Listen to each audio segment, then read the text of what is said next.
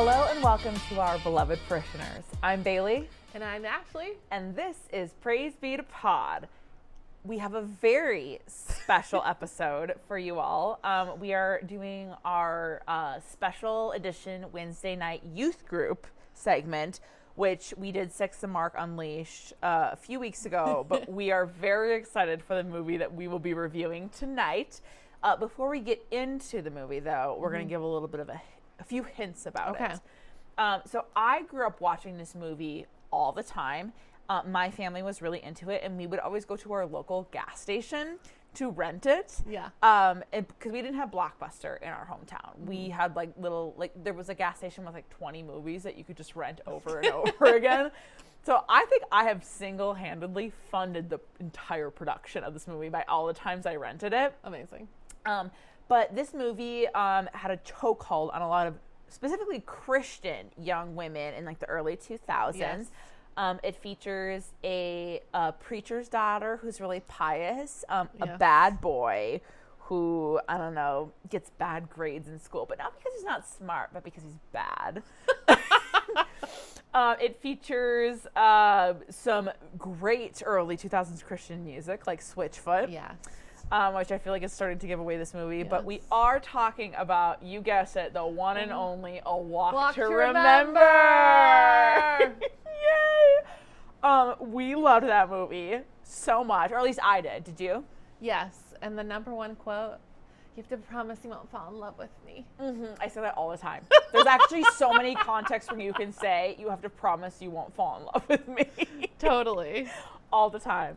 Okay. So we are going to get into first a little bit of like a recap of it. Well, actually, before we get into the recap, let's set the scene for what was happening. What year did this movie come out? Okay, this movie came out in 2002. Oof, the year after 9/11. 9/11 is my timeline or my marker for everything. It's, what? That's when Jacob was born? Jacob, you were born in 2002? A child. Oh. A child bride. Well, it's the year that I graduated high school. It's the year my dad died. It's actually just December of 2001, but that's basically 2002. Okay, well, it was a special year for me and for Jacob. Probably not for Bailee. It was so fucking special. I got so much attention at school. Like, it's a year I don't have a chip on my shoulder. That's for goddamn sure. How old were you? 7. 7. Okay. But, like, I could act a fucking fool that year in school, and people would be Totally. like, she's had a hard year. You did. I did. Yep. Yeah. Okay, well, I'm going to paint a picture of culture at large. Bailee's dad dead. Gone. Jacob alive. For the first time ever. Me, a senior in high school, Ooh. smelling like Love Spell from Victoria's Secret. Oh my God, it still smells so good. And every man Axe body spray or Curve. Who did Curve? Britney Spears? My ex-boyfriend. What do you mean? But no, but Curve was like a female fragrance, wasn't it? Both. Oh. But the men specifically loved Curve Huh. at my high school. Okay. It was the awkward puberty of the internet age. We were still using AIM, which is AOL Instant Messenger. I'm familiar. Customizing our away messages to say like BRB, and then a music lyric with lots of emojis, but they were made out of things you could only find on a keyboard. So I had MSN Messenger, and my away message was a Switchfoot lyric, actually. How interestingly enough. How fitting. I won't say which one because it's actually so embarrassing. I'm already not ready embarrassed to for you. embarrass myself at that level yet. Everyone had a portable CD player, and that even makes an appearance in the movie. If you were Walkman really disc. lucky and really rich, you had an iPod. But Already? yeah, it's like right around when it came out. But I didn't know anyone who had one Okay. for like a few years. Britney Spears was in her I'm Not a Girl, Not Yet a Woman era. Avril Lavigne debuted her skater girl vibe. Kelly Clarkson was crowned the winner of American Idol. Michael Jackson held his baby out on the balcony in Berlin. A cultural reset. And the first Nickelback single, This Is How You Remind Me. This is how you remind me. And my dad had just died. Okay. The box office was stacked. Spider-Man, Lord of the Rings, Harry Potter, My Big Fat Greek Wedding. TV, Gilmore Girls was on season 3. The Bachelor aired its very first season. The Osbournes premiered. Rosie O'Donnell came out as gay.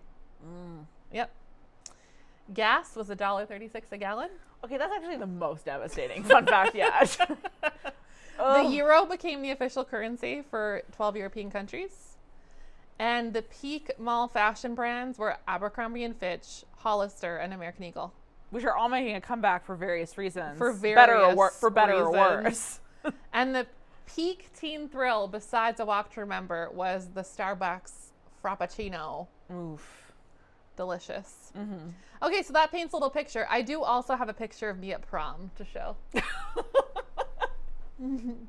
Beautiful. 1,000 years ago. Absolutely. But I did find a very tall date. A youth group friend, of course. Of course. Yep. You were just perusing the youth group. Yep, it was one of the brothers. One of the brothers. All right, let's keep going. We will. Okay, so Act 1 of the movie. A walk to remember. Bad boy meets the pastor's daughter. Okay, do you remember the opening scene? I do, and I have a lot to say about that. So, for context, if you haven't seen this movie in a while, basically it opens with Landon Carter, who is our lead young man. He is a rebel. He's crazy. He's unhinged. He's in high school, and he is in a friend group / gang that is like the cool kids at school. Yeah. They are cool. They are edgy. They swear. They're also like really perverted and like hypersexualized women. I don't think they're that perverted. I think they're just like having fun. I just like that's not in movies today. Well, when I watched it again like recently, I was like, oh my gosh, I don't remember them being so gross. Well, I think that there's that one couple, and they're a little too serious for high school, but I have to say I did know a lot of couples who were that serious. No, I mean like there was a guy that constantly commenting on women and their bodies. I think that was like a racist thing that they added to the movie because he was like black, and so I think that was more racially charged than it was like this is what teenagers are like. Black teens are perverts. That's basically what they were saying. Yes. Okay. I'm not saying that. Yeah, she's not saying that, but there is a lot of like weird race stuff in A Walk to Remember. Yes. Yeah, that we don't particularly care for. But yes, basically they have this little like gang hangout thing, and there's a kid that they go to school with who really wants to be in the in crowd. He wants to be in their group, so they decide to haze him. Yes. And the hazing that he goes through is that he has to jump into like, I guess like a quarry. Is that what it is? Yeah. But it's like on the school property? No, it's not on the school property. It's just like in the town that they live in. The school just gets involved for no reason. I think because the kids live there. So anyway, they dare this kid that they go to school with to jump into like these quarry waters or some type of like industrial park that has like a body of water in it from like a high vantage point. Yeah. And so this kid goes up, and like Landon goes up with him pretending that he's going to jump with him. He doesn't. The kid jumps off and hits a pipe and becomes gravely injured. Yes, but we don't even find out what happens to him. He just like he floats in the water, and then they pull him out, and he's think alive, but like unconscious, and you don't really find out for a long time. Like, is he paralyzed? Is he okay? Like, I still don't even know the answer, honestly. But people panic. Yeah. And so most of the kids scatter, but Landon doesn't at first. He actually pulls him out of the water. So you start to get a sense that even though he's a bad boy, he might have a little bit more of like a moral compass than some of the other kids there. Yeah. Because he stays with him until the cops actually arrive, and then he runs away in his car. Yeah. But he ultimately does get arrested because I think he like hits like, it's like a hay barrel, isn't it? Yeah, it's really funny. It's really He's like running away from the cops, which I think are just like security guards, and then like drives his car into a bunch of hay. I think it's literally hay. And it's like, oh no, and he also had a bunch of beer bottles in his car. Exactly. He's such a bad boy. He's so bad. So anyway, he is in trouble. So when the hammer of justice comes down on him, he goes to the principal's office, and the principal decides to like execute his punishment on Landon, which is that he has to tutor kids at an underprivileged school in this town they live in like North Carolina.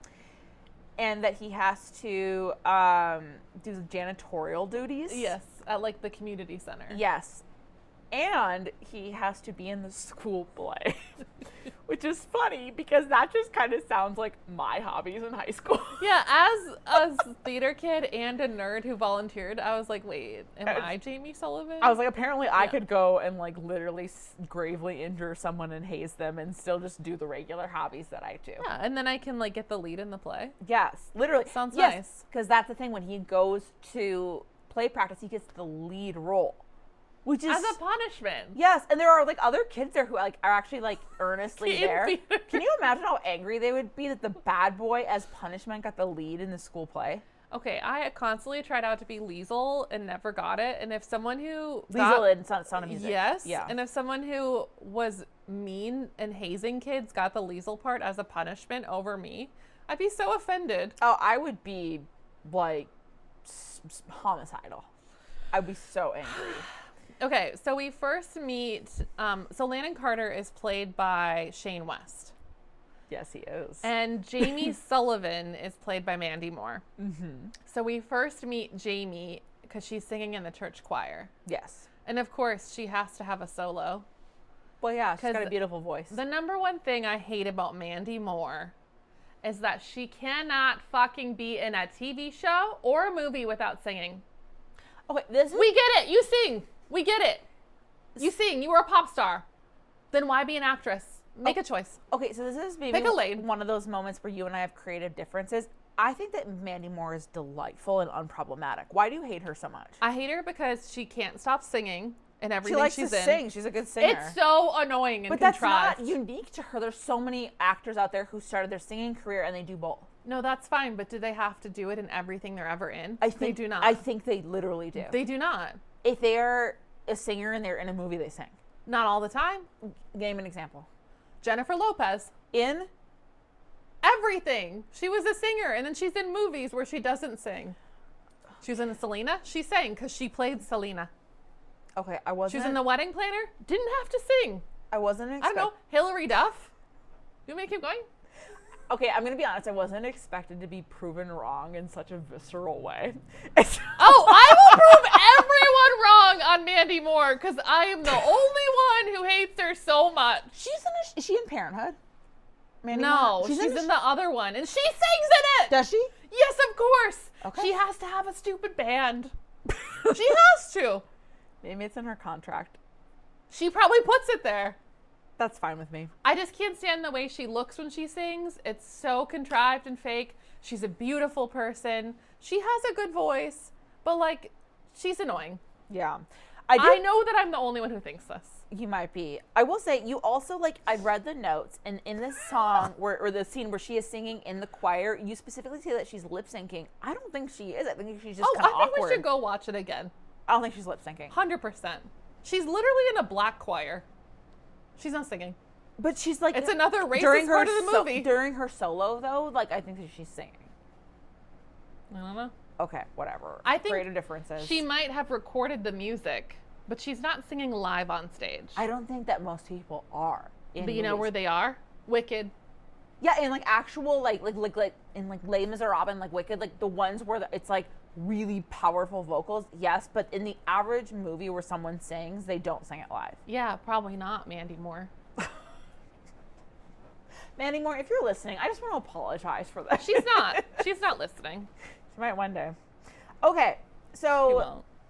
Mandy Moore apparently lip syncs in this gospel choir, and it's a fucking problem for Ashley.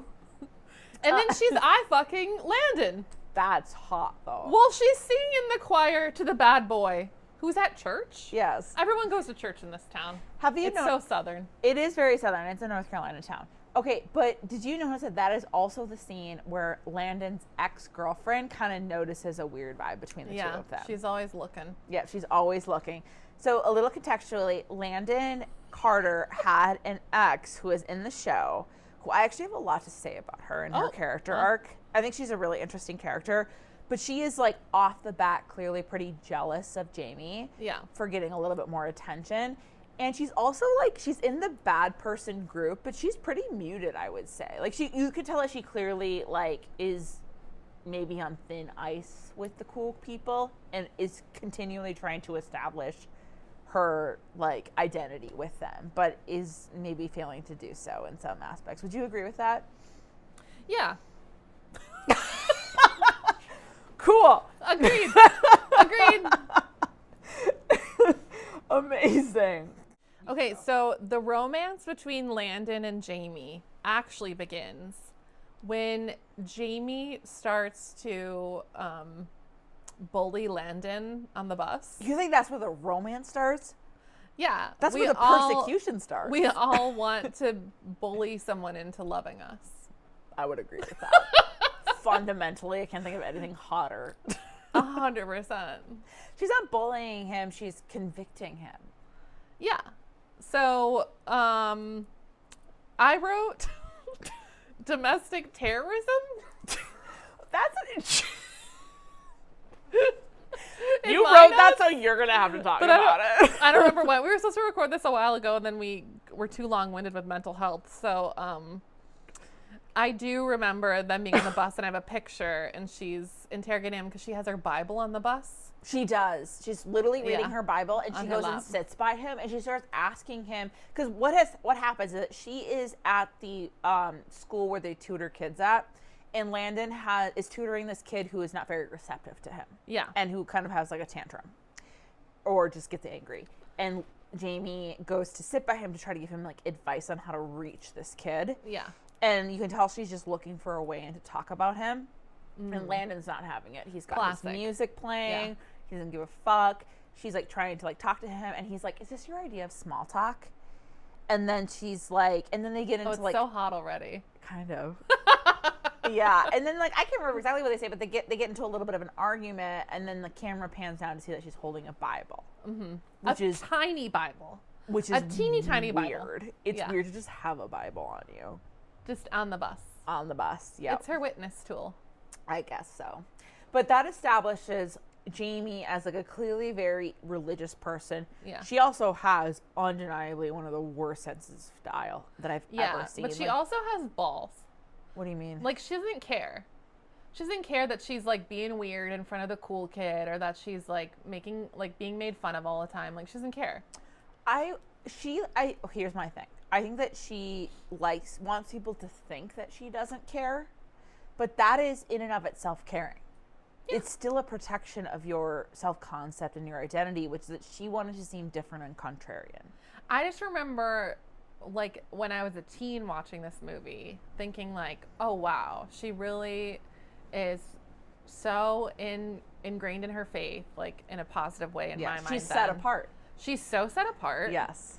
That she doesn't care that she's a loser because of it. Yeah. And like, I did not want to be a loser. Yeah. She was definitely like the pinnacle. Like, this is somebody who like doesn't care what people think about them, is more concerned with representing Christ. Yes. Even if it means to the detriment of their social standing and whatever like cultural setting they're in. Yeah. So then it like goes to them at play practice, and Landon is charged to be there. Yes, he's supposed to be there. And he is given the lead role, but he is like, I'm assuming intentionally bad at acting. Yes. Like, you can tell that he doesn't want to be earnest, and so because of that, he's like pretending to be bad. And then it comes out at some point that the students wrote the play. There's one student that wrote the play, yeah. But it's like, but that student like doesn't understand why Landon's in it. It's so funny. I feel so bad for that student. I feel really bad for him. If I put all that work into a play, and then some like jackass kid who's so rude botched the like lead the role guy in intentionally, I would be so upset. Yeah, and then at the end of their play practice, Landon's being like an ass to Jamie, and she comes out with this sick burn. She says, "Your act only works on an audience," and then walks away. And then he's got so many good burns in this movie. And then he needs a ride, so he says, "Feeling Christian," and gets in the car with her. And she gives him a ride home. And then, guess what Mandy Moore is doing? Listening to her own fucking music in her car. Mandy Moore music is playing on the radio. I think that's cool. She's so self-involved. I loved that growing up. You're so mad about that. I think it's clever. I think it's like a business opportunity. Isn't that what film is? no one was saying that this was like an independent, cool film. No, it's literally a Nicholas Sparks movie. Literally. Yeah, she had a cute little song playing. Oh my and God. he doesn't like it, so he turns the Name station a Mandy on it. Moore song. If you're Cry. such a big fan. Cry. Cry? That's a song by her. Candy? That was her #1 hit. Oh, I don't actually like, I'm not a fan of Mandy Moore. I just am not a hater. Exactly. I think it's weird. You're not even a fan. I'm not saying I am. She's just a human being who deserves respect. Okay, so Jamie starts helping Landon because Landon is having a really hard time learning his lines in the play. And he's really struggling, and he's got a lot of pride, but he puts his pride down to ask Jamie to help him with his lines because he doesn't want to embarrass himself because he's cool. But he is not artistically inclined whatsoever. So like there's literally a scene where he's like practicing his lines with his friend, and it's just such a shit show. Like it's not good. So he's like, I gotta ask Jamie. So he asked Jamie, and that's where I think we get a really intense introduction to Jamie's dad. And that's when she says, you gotta promise not to fall in love with me. That is, she does say that. The banger line happens then. So you're like, wait, why doesn't she want him to fall in love with her? Right. Well, who wouldn't want him to fall in love with him? So anyway, they start practicing lines, but Jamie's dad is not about it. You can tell he's a pastor. He's very protective of Jamie. And he knows Landon's reputation and doesn't really want them to assimilate. But like at the end of the day, Jamie is almost an adult, and so he does let her do what she wants to do, but he keeps a close eye on the two of them. They start practicing lines. Yes. Until... Wait, it also is very clear that Jamie lost her mom. Oh yeah, she doesn't have a mom. She died. Like her mom died, and so it's just her and her dad. Yes. So I think that's also why he's so particular about her. Right. And there's another reason too that we'll get to later. There's another secret reason. There's another that secret surprised reason. nobody. It surprised me. It was not foreseen by me. Anyway, so they are practicing lines, but then there is a day where like they're at school, Landon's hanging out with his friends, and Jamie walks up to him and she's like, Landon, are we rehearsing lines after school? And he says, in your dreams. Burn. And she's like, I got it. So then later that day when he goes to her house to rehearse lines, she opens the door and she basically rebukes him. Like, fuck you, basically, but like in the Christian way. Yeah. She's got some good burns in that scene. But it definitely, I think, is a moment where you realize that Jamie has strong boundaries. Yes. And that she has self-respect and that she does not give a fuck that this guy is popular. He disrespected her so he can get the fuck off her dick. Exactly. Is how I read that. Exactly. Verbatim, yeah. And I will say, like, she's got, like, a lot. She basically says, like, you're going to have to win me back after this. Okay, so the next we see in Act 2, I personally made it Act 2. It's not actually labeled that. I would say that there is a clear transition where Yeah. that's Act 2. There's a clear transition where it's Act 2, and they're showing the actual play, like the night that it's premiering or whatever. And of course, Jamie is looking hotter than ever. She looks so good. She curled her hair. Yes. She pulled her weird bangs to the side. She got a clip. And she has a sexy light blue dress on. I have to say, it actually is the light blue version of the Atonement dress. Do you know what I'm talking about? Yes. Yes, which I think is one of the best dresses in costume design in, like, film history. It's hot. Yes. So Jamie's looking hot. And they're in this, like, I don't know, 1940s, 1930s, 20s type vibe in some sort of club in the play. Yeah. And Landon's looking great as ever. And then, of course, Jamie sings Only Hope. And that's when Landon falls in love with her. Yes. Even though he wasn't supposed to. Yes. And she so- specifically asked him not to, and he did Yeah. it anyway. He's like, oh, and then they kiss, and everyone's like, Because oh my God. Because it wasn't supposed to clutching their happen. It pearls. wasn't in the play, but they kissed anyway. They're so obsessed with each other, they kissed on stage in front of everyone. Yes. Also, I have to say, so at that time when I was, because I watched that movie a lot growing up, when I first started watching it, I was still playing with Barbies. And so I was the eldest child, so like when my brother and sister and I would all play with Barbies, I was like kind of the, creative director of Yes. our storylines. Yes. Yes. And we loved to watch Remember, so we would like reenact a lot of the scenes. And a lot of my Barbie scenarios was about there being some type of event or ball where someone sings and then wins over the G.I. Joe. Wow. Which apparently in my mind, I thought that like a singing contest if you want it, you got the guy. Yeah. And I think it was from that movie. Probably. Yeah. His little ex-girlfriend is so mad. And his dad, her dad, Jamie's dad, is appalled. Yeah, because he's... Can't believe she's kissing a boy. And that she's dressed inappropriately. So inappropriate. She's wearing the atonement dress. Yeah, and it's hot. She looks really good in it. And yeah, then Landon's dad shows up to the play. His dad is not involved in his life. Who is estranged, yes, but he's a doctor. Fancy doctor in some other town. He's a cardiologist.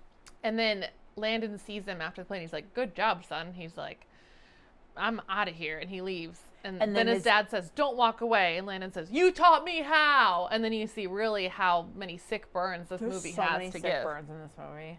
I love it. And then we learn theater saved him. He's a good boy now. Yeah. No longer bad boy. Now good boy. He's in love with Jamie Sullivan from the singing. Yeah. And mastered his lines. Mm-hmm. And now he's a good boy. Kind of. Because he's also frustrated because at this point of time, like, Jamie is starting to get the sense that he is liking her and she doesn't care for it. She's really triggered by this.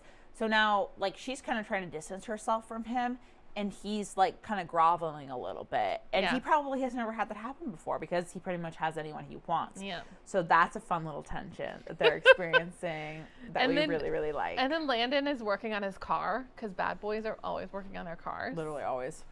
And Jars of Clay is playing. Not yet. I have Jamie introduce him to Jars of Clay. So working on his car. Well, yes, but first they're listening to who is it? Is it not Christian? It's not Christian. Oh, okay. But it's a black artist, which is why I think there's so much racial like tones in it that are like because the black friend is there. The black friend's there, and he's listening to music, and they're like vibing, and then like he switches the music over. Got it. And it's Jars of Clay that's playing. Okay. Which is like the contrast. He's like, "Why are you listening to this now? Did Jamie give this to you?" And he's like, "Yeah." And then it's all of a sudden like, "Bro, you're changing." Oh wow, you're just so like you're not like how you used to be. Yeah, exactly. And he is changing. And then the ex-girlfriend notices, and she gets super jealous. Yes. And she took a bunch of pictures at the play of Jamie looking hot, which is weird. And then she photoshopped them into like some sexy lady.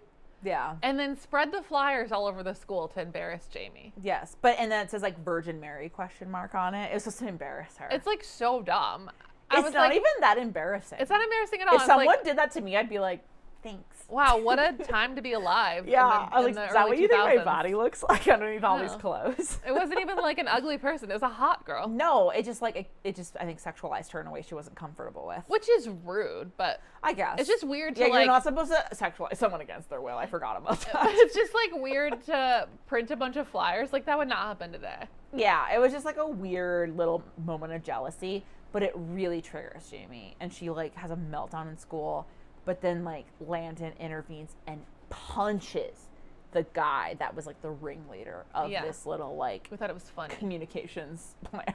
And Landon chooses Jamie. He does, which is a big surprise to everyone involved. And then he tries to date her. He does, but he's got a little bit of a roadblock. And what is that? The preacher father. Yes. So he goes, and then Jamie says, well, I'm not allowed to date. She's not allowed to date, which is a big surprise to him. Then Landon goes to the dad at church to ask permission. Mm-hmm. And then he gives it to him? I don't remember. I think that this is, I actually think I have a scene memorized. So I think he goes in, and he was like, I would like to take your daughter on a date. And his dad says, that's not possible. Or her dad says, that's not possible. And then he says something to the effect of like, sir, with all the due respect, I'd rather that you consider.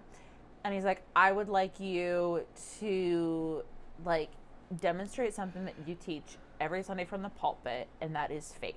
He basically asked him to have faith in him in that moment. And the pastor's like, another sick burn. Stole my line. I guess he can fuck my daughter. So anyway, he grants him permission to take Jamie out on a date, and he does.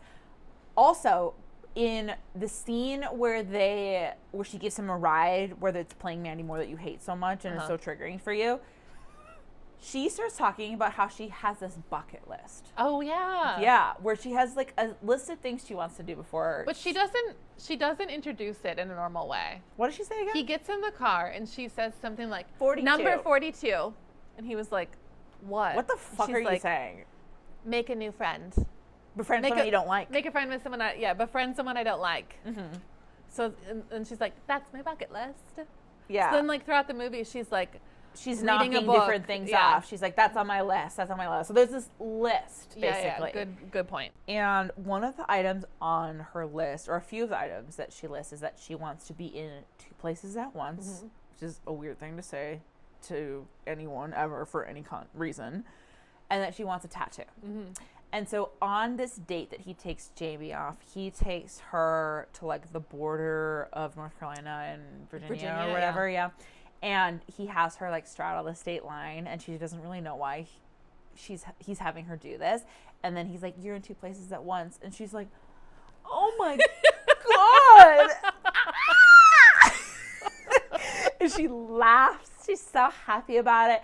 And then later he like gives her like a temporary tattoo on her shoulder, which is really funny because she like pulls her shirt down. And I remember seeing that scene with my mom, and my mom being like, that's not appropriate. It was hot. She thinks that she was trying to get him to That shoulder stumble. was hot. She has a gorgeous shoulder.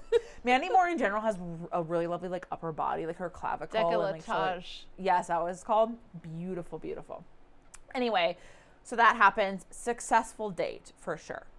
And you can tell that Landon's very intentional on this date, maybe more intentional than he's ever been with anyone. So he clearly has got it hot. So he brings her home, and the preacher is like waiting on the porch. And course, he's with just his like, Bible. Yes, he's like, Landon, it's time to go home. Landon leaves, and Jamie and the preacher have this conversation that is a little cryptic, but basically he says like, you need to be fair to him, Jamie. And we're kind of like, what does he mean by this? What could it be? Yeah, and like basically she says like, I'm in love with him, and she's like, you need to be fair to him then. And we don't really know what that means. But then I think it's the next scene where they kiss. I don't think that where they go on that fancy date.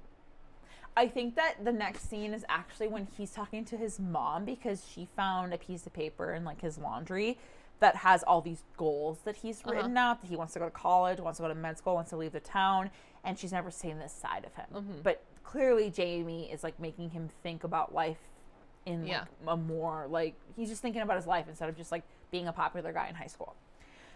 So anyway, Jamie and Landon continue to date, but he takes her on a date where something's clearly off. She is more muted than she usually is. She's got something on her mind. And he's like asking her questions about like, what do you want to do after college? And she's like, I don't know. I'm not going to college. I'm not going to college. And he's like really confused because like she's literally inspiring him to go to college. He just assumed that she had these really big dreams because, you know, she's like mad into astronomy. And she's like constantly building all these telescopes that are like seeing planets and shit. She's obviously really smart and dedicated to school. Yes, she's someone who would be a shoo-in for college. But he finds out she's not going to college, and he's like, well, what do you mean? And she says, I'm sick. I have leukemia. I have leukemia. And then Danny, who had never seen this movie and Your watched husband, it with us. not a character in the movie. He said, well, duh, she's looked so ill in every shot. How did he not know she was dying? I was there when he said that, and to be honest with you, like, I don't know if I agree. Like, she looks kind of normal. She just looks tired. But apparently he knew she was sick. He knew. I guess. So anyway, Landon's like, shit. I'm in love, and she's going to die. She's going to die. She has leukemia. She has got no life plans because she's terminal. Because I think she's stopped responding to treatment. Yes. So then he goes to his dad's house. Yeah, so then he goes out of town to his cardiologist father. Cardiologist. And yells that he needs to help her now. Yes. Fix her. And he was like, I'm I'm not a cardiologist. Yeah. Like, I don't work in, like, what's the practice? I need her medical records. Yes. I'm not an oncologist. I'm not an oncologist. And he's like, fuck you, Dad. And I'm just like, why would a cardiologist know how to hold a cancer patient? But then once she starts getting sicker, the dad pays for in-home hospice. Yes. So the dad does pull through. It's this gorgeous scene. That is also where we, maybe the most important scene, finally hear Dare You to Move by Switchfoot play. Which I think is the most riveting moment, because that is a gorgeous song that I still to this day still listen to. And then, does it show him proposing? Yeah. after he builds her the telescope. Oh yeah, he builds her a telescope To see the when comet. she's dying in her room, Yeah. and then proposes. Yes. So that one of her bucket list things was to get married in the church her mother and father were married in. got married Yes. in. And so they obviously have to get married because that's the goal of life as a Christian. And they are still in high school, by the way. Also, we talked about this. I've never noticed it before. The timeline is weird because this movie... No clue. This movie starts in the spring because they're in the spring play. Yeah. But they get married in late spring. So it's like, was it a year? Were they juniors? But like, you don't were see, they seniors? you It don't was see so a weird. seasonal transition of any Yeah. kind. I literally think It's they also got like married in a few months. they don't have all the seasons in the Carolinas, so I don't know, but it's kind of bizarre. But there's just like, so they don't have a summer together is the thing. Like there's like, because the spring play happens, you'd think that they would have a summer, but they're in school the entire time. And she's always in a sweater. Yes. She loves the sweater. Right. Yes. No, that's so true. So it's like, is it I literally cold? think that this happened within a few months. Probably. Which is insane. Typical Christian timeline. But if they're like, if she's Convert him, get him to propose, get married, die. sick, I guess so. Normal. I've had situationships longer than that. Totally. Who hasn't? Okay, so then they get married, and I remember as a teen being really upset that like it wasn't clear that he converted before they got married. I was like, Yeah, it's not. Yeah. I was like, how can she marry him? They're not equally yoked. he literally just has a respect for her faith. I think. is How literally dare it. he? Yeah. I was like, he's not saved. I don't think he is. Now they're not going to be in heaven together. Like, I was really distraught about it. Yes. I was really upset. Oh my God. That is hilarious. But anyway, yeah, Jamie does die in Yep, the dead. end. And Landon looks goes great to getting medical married. school and everything is great. And they do not live happily ever after, but they do have an amazing summer together, as Landon says. I will say that the soundtrack still hits. Like Oh, it's every song so that came on, we were good. singing it so loud. And it puts Switchfoot Love on it. the map, which was Yeah, huge for Switchfoot evangelicals. Was great. Yes. Shane West does do a song in the movie as well. Wait, does he? Yeah. So what does it all mean? And fun fact, after this, Shane West went on to play Darby Crash in What We Do Is Secret, a 2007 biopic about the Los Angeles punk band, The Germs. Wow. Then, because he did so good in that, the Germs were like, oh, will you just come be in our band now? And so then he was on tour with them for like 5 years. Their lead passed away, right? Yeah. So then he was like in Warped Tour and That's wild. stuff. I kind of Shane love West. that. Okay, so before we wrap up, I've got a couple questions. Yeah. What was your least and most favorite part of the movie? Oh, okay. My most favorite was that Landon's punishment is to be the star of the school spring musical. That's your most favorite? Yeah, like it's insane. He almost murdered a classmate Yep. and then crashed his car running from the cops. Yeah. And his punishment was to be the star in a play. Yep, basically. Amazing. Amazing. Yeah. And your least favorite? My least favorite part was like the token horny crass boys and the racism. Oh, yeah, that's pretty bad. That's pretty bad for sure. What about you? My most favorite was obviously the music. That's very good. And then Yes. I really like Jamie's dad. Aw, He was sweet. has historically grown on me. I used to think he was a buzzkill, Yeah. but now as an adult, I'm just like, his daughter was 17 and dying, and he's Yeah. like, if I was her dad, I would have been the same way. Where it's like, I don't want you to spend the remainder of your life with a guy who could dump you at any moment. Yeah. Like, especially a guy who like is kind of shitty. Has a bad reputation. Yeah, like obviously I want you to fall in love, but I know that you're like spend time with your friends and your family in the last part of your life. I don't want you to have the last couple months of your life heartbroken. Right. So I would be just as protective of him or of her as him. So I kind of get where he's coming from a little bit more. My least favorite part was the portrayal of Landon's ex, because I really kind of get where she's coming from, and I feel like she's like portrayed to be really shitty because she's just like hung up on this guy who like goes for the weirdest fucking girl at school because of a musical, who like literally had the worst sense of style and was just really fucking weird. And she's just like portrayed like doesn't, aside from the weird little like prank she does with the like Photoshop, she doesn't do anything bad. Oh, she's like the villain of the movie. She's clearly portrayed as the villain of the movie, but like that would be so shitty. Like it's so hard to see someone you care about fall in love with someone else. Like that's just a universally tough experience, and it brings out the worst in you. And I would have liked to see her and Jamie maybe have a better relationship that wasn't so girl against girl. Yeah. Because she didn't really do anything wrong. Yeah, it's also like when you're 17 or whatever, it's like world crushing. Right. And like Landon was like in their friend group. Like at that time she was probably a better fit for Landon until he like changed. So I don't know, I kind of like felt for her. I always seem to identify more with characters like that than I do like the weird lead. Yeah. So I really like felt for her a lot. Well, but yeah, that's my least favorite part. Amazing. Yeah. Well, I think a successful review. I think so. You want to take it away? Sure. Blessed are the listeners, for they shall seduce the bad boy of their dreams by singing to him in a school play that he was sentenced to be in.